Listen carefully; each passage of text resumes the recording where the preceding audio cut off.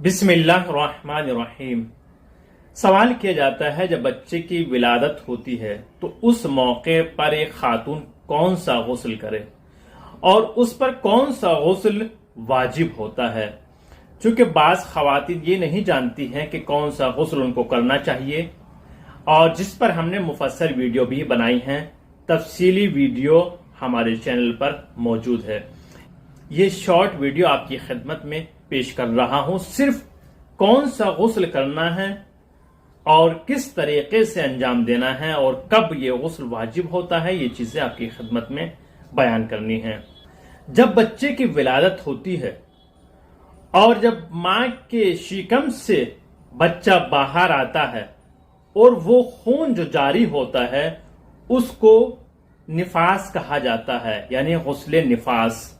वो खून जो जारी होता है उसकी मुद्दत 10 दिन तक होती है, यानी वो खून खवातीन को 10 दिन तक आता है। अगर 10 दिन से ज्यादा आ रहा है तो वो खून खून निफास नहीं होगा, वो गुस्ले निफास नहीं होगा। यानी 10 दिन तक इसकी मुद्दत होती है और 10 दिन में से ये 2 दिन 3 दिन में भी आना बंद हो सकता है। लेकिन जो उसकी मुद्दत बयान की गई है, ज्यादा से ज्यादा ये 10 दिन आता है, इससे ज्यादा नहीं आता है।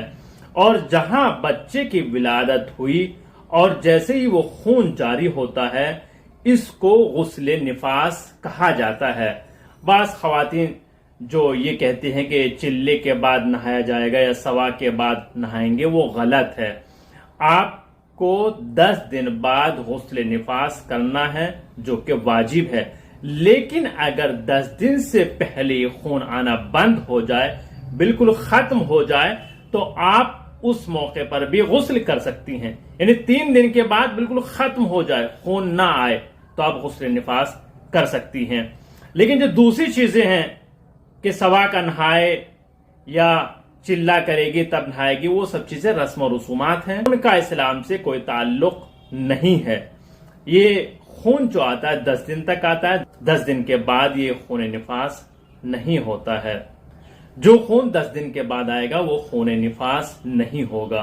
आप इस वीडियो को शेयर करें और दूसरों तक हमारे पैगाम को जरूर पहुंचाइएगा और हमारा चैनल सब्सक्राइब करना ना भूलें।